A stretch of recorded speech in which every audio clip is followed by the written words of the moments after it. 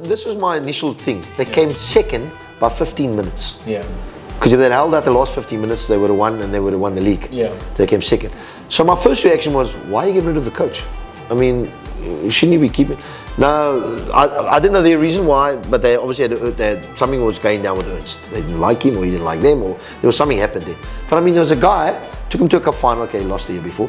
He improved the team. He brought in some good players. He did a hell of a good job. He came second by 20, call me alive or whatever, 20, 30 minutes, whatever it was. Yeah. And then you fire him. I thought, where does it put me? Imagine me coming third next year. Yeah. I'm going to be out here.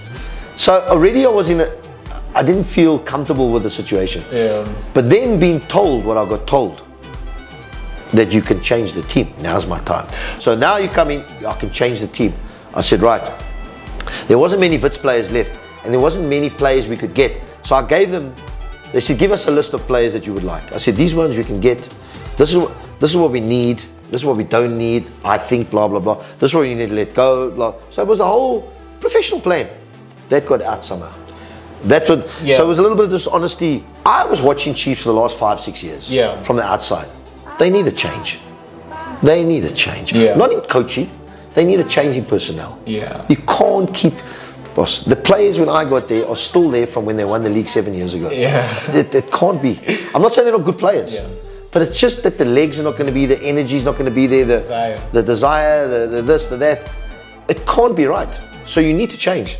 Jeff Butler, who was one of the most successful coaches at Kaizer Chiefs, he got rid of Teenage Dadler and Axing, who are the biggest legends. If you pick an all-time Chiefs team, they are starting. Axing is the best player from East Africa. He got rid of them. The supporters wanted to kill him. I think the next season he won 5 trophies. Because then he brought in, I don't know, Dr. Kamalos. No, he brought in Chippa Nkulus. These were young, up and because they needed revival. And you know, and when I went to Chiefs, they said, yeah, we can. I said, I'm not going to say we need 12 out or something, but we need to bring in a few, you know, changes. And then obviously the band was there, and then I was buggered. But they obviously they liked Dillion because of what he did with the Disky. So you know, I spoke to Dillion. I said, look, come across, and you know, he came across, and that was it. Well, it's different at Chiefs because your staff is much bigger, and everybody is sort of needs to be satisfied to be doing something, isn't it? Where I've come from environments where it's been a coach and assistant coach and the physio and the goalkeeper, and that was it. Which I always find, I think staffs are far too overloaded these days. I agree with you. There's too many. So obviously all those people I inherited, you know. So now we got to try and work, but that wasn't the problem. That wasn't the problem. You know, we've got no problem with that. The biggest problem is I felt that the team needed a change. And the team. To do that, you've got to bring in. So I played a lot of the youngsters. And what happened was we tried to go on all fronts, and we were doing well in Africa. I mean, first time to get into, first time to qualify, first time to get out of a group, and then obviously to get to. When I left, they fired me. I was in the semi-final. In the semi-final. So I get to Chiefs, and I see this boy Blom. I think he's got an engine. Very placid boy. Needs to change. He needs to change in his desire to want to win. And if you look at our midfield that we had at Chiefs, we had people that the legs are gone. You know, to be fair, they were great servants to the club, but their legs had gone. That's why I had to take Parker and play him in midfield to give us more legs and more ability. And Blom came in, centre midfield. They told me he was a wing back, a right back, which is, for me, no, he's a midfield player. Because he's got energy, he's got legs. So he's a player that you can sign 2 less players. Do you understand?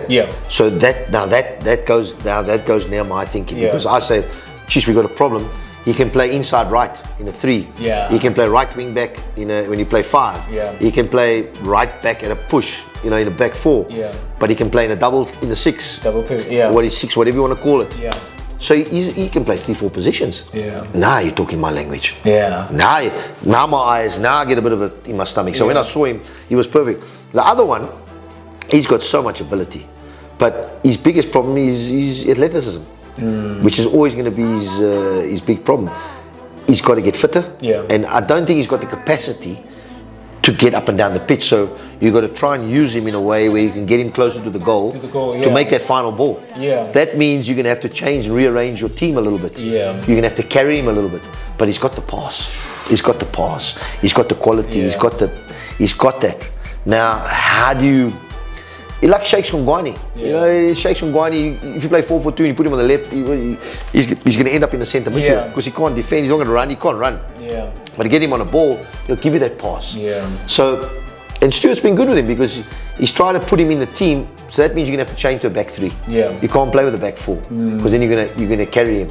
So with a back 3, you can overload a little bit behind a striker and play him in there, you know, which is what they've done. But I think Blom will go further because of his athleticism and you know, and I think because of his strength and his, you know, and he can play. And he's the type of player that will be a shoe-in every week. You know, I call it, you know, shoe-in. Like you pick him and then you start picking the other ones. You know, I mean, you know, I was there 8 months, 9 months. And I inherited, but you know, and I say this straight. There's players I would never have signed. I mean, I'm not. It's the truth. It's the truth. Why must I lie? And maybe they say, well, maybe I'm the coach. They shouldn't have signed. But I would never have signed players. I don't think they've fitted into where the game. So I inherited a lot of the players from Steve's time, and I think Ernst came after Steve, and they didn't want wingers. So there was no real wide players. They played with the fullbacks, which is nothing. They went that way, and then Steve obviously lost his job, and then so they got all these fullbacks, but no wingers. So you take a boy like Zuma, Zuma. When I get there, there's no left winger, there's no right winger, and I had the boy on the left, Happy Mashiani. So I made him like the left winger. But what I'm trying to say, he wasn't there. So we made him play. Then we need someone to play on the right hand side a little bit more. Manyama's not going to play. He's not going to run up there. So now so when you I mean, I was told. I won't say who the person was. I was told we'd rather come 6th in the league and be knocked out first round of the Champions League. So I said, well, then you got the wrong coach because there's no ambition. I said, I can't go on 2 fronts here. We can't. We don't have the squad. We're playing Saturday in Guinea. We're arriving back here Monday and we're playing Tuesday or Wednesday in Durban. The squad is not, we can't do it. Either we go here or we go there. And I saw a gap. I saw a gap because I said, the Champions League for me, African Champions League, the only thing is the tough is conditions, but it's overrated. The football's, be with me. So if you can handle all the nonsense that goes on, and you're strong mentally and all that, you'll be okay. And your team doesn't have to be that decent. But the football is not good.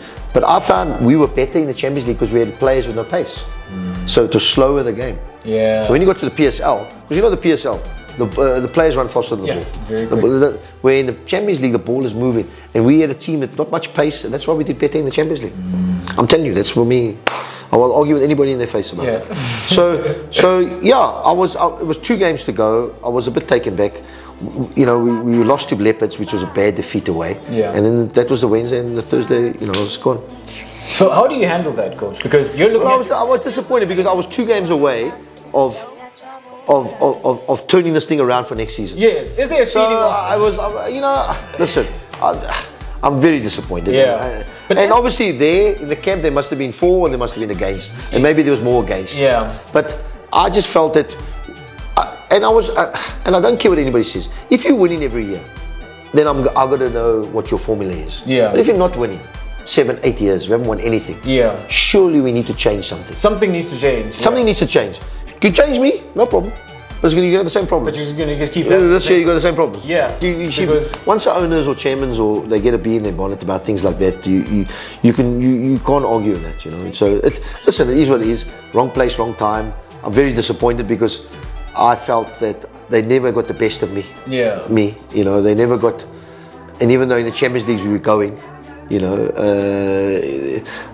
you know, and I just felt that, yeah, it's a pity. But you know what? It is what it is. Baxter went back, Ernst Middendorp went back.